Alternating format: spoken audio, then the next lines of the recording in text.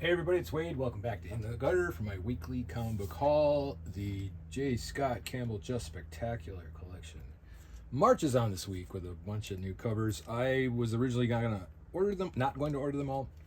I tried to stick with the titles that I collect, and then I saw some of the new ones, and I'm like, I gotta have them. So this is New Avengers number 3 with a Black Widow cover, and we have Psylocke number 10, which is super cool. And then I went back, I think it was from a couple weeks ago, I picked up the Magic number 8. And then this week was also Wolverine number 12. So apparently at some point they're going to combine all of these images into some sort of a poster or sort of, I don't know what they're going to do with it, but they were intentionally done to be sort of modular and put together when it's all said and done. So I didn't get Venom, and I didn't get the one, I forget which title it is, but the one with Nova. I may go back and pick those up. Then Spider-Man was really confusing a couple weeks ago because I never got number 8. Now I figured out that I got number 8, so I went back and reread this, made more sense. Now, this week's stuff, intentional buys. This season, number 7, Rick Remender and Paul Azaceta? I don't know. Love the art in this one. Still very confusing. It's a very weird story, but I'm sticking with it. I'm going to see how it goes. All right, so this is the new Marvel All-on-One, number 1, and this is the Sean Cheeks Galloway Saturday Morning Variant cover. Super cool. I've been picking up all Sean's stuff as he does it. The neat thing about this book is that every page is a splash page or a double page splash, which I really dig. So if you are an original art collector and you get any page from this book, it's going to be a humdinger. Basically, without spoiling it, the Thing battles everyone in the Marvel Universe. So you get to see all your favorites get punched in the face by a giant rock guy. Okay, Godzilla Destroys the Marvel Universe number 2. This is a Mark Brooks cover, and he drew a lot of teeth. Jerry Dugan script and Javier Garron artwork inside. Enjoying these Godzilla books as they've been coming out. I'm a sucker for the old Godzilla stuff. Another J. Scott Campbell. This is one I was buying anyway, regardless of the cover, but I picked his up, of course. So the all-new Spider-Gwen Ghost Spider. This is cool because Stephanie Phillips, who... oh no, she's continuing writing. Never mind. And then Paul Vianelli is doing it. So the same team is working on the series, just rebooting the numbers. And we go down Mark Waid Street here a little bit with Batman Superman World's Finest 42. This is a Dan Mora cover. And we have Mark Waid scripts with Adrian Gutierrez artwork. This is a continuation of the Bizarro story. It's pretty funny. If you enjoy Bizarro, this is a cool little run for you. Then the 10th issue of Batman and Robin Year 1. Really cool. This is Chris Samney's cover, also Mark Waid's script, and Chris Samney interiors. Clayface and Two-Face story, timed in when Robin joined Batman. And this is a very cool series. If you missed this one, grab the trade when it comes out.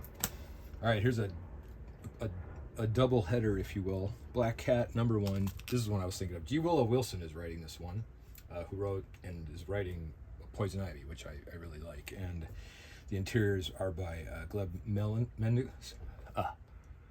Melnikov. There we go. And this is the Adam Hughes cover, which is the A cover. We haven't seen an Adam Hughes cover in a little while, at least not on a regular edition. And hey, look at that. J. Scott Campbell did one too. That's his variant edition for number 1. So pick these up. All right, for you Jay Lee fans, This Ends Tonight number 2. This is Jerry Dugan, Kelvin Mao, and Robert Wyndham, like collaborative story, and Jay Lee art interiors, and Jun Chung did the colors, I believe, and it's just spectacular. If you like girls with guns, this is the book for you. All right, going down the EC highway, we got Catacomb of Torment number 2 from the Oni Press EC line. This is a this is like what is the word? Not collaboration, whatever. It's an anthology. There's 3 stories in it. Oh my god! And Evan Dorkin wrote one of them, so it has to do with wine. It's very good. All right, and then you're not going to believe this, but J. Scott Campbell did the cover to the Amazing Spider-Man number 10. This is the correct week. Now I'm back to reading it in the right order. So the Just Spectacular collection continues with a very nice Spider-Man. This is Joe Kelly script with Michael Dowling artwork. He's a guest penciler in this one. And then from Ghost Machine, Image Comics imprint, Hyde Street. This is Jeff Johns, Ivan Reyes. Just killer stuff. Very fun horror. Again, if you haven't read this, it's sort of loosely based on all the weird little ads in the backs of comic books, like the X-Ray Specs guys and the little monkey and all the horrible things you could have bought for $1.99. And then moving into the Umbrella Academy, Plan B #2. Strong stuff. If you haven't read Umbrella Academy since the last, I mean, it's been a few years, but this is another one. A great time to hop on. Lots of fun. Sparrow Academy's in this one too. High stakes. Super cool. New series, mini-series.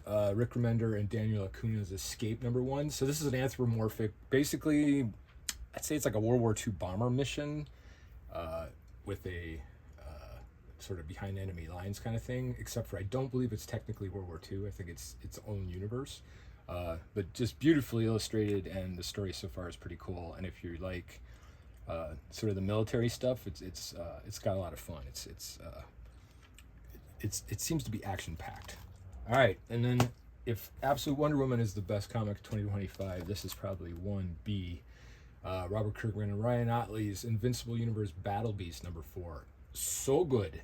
And there's a lot of covers. I only got the one cover just because it's a little overwhelming, and I missed the Invincible bandwagon by, like, I don't know, a decade. So I never collected that. I did read it all, and it was fantastic. And of course I've watched the animated series, which is really good too, but this is no slouch, and there are only 4 issues in, so you can get caught up. All right, everybody, that's this week. It's hot in my garage again. I'm gonna get some more comics next week, and until then, keep your mind in the gutter.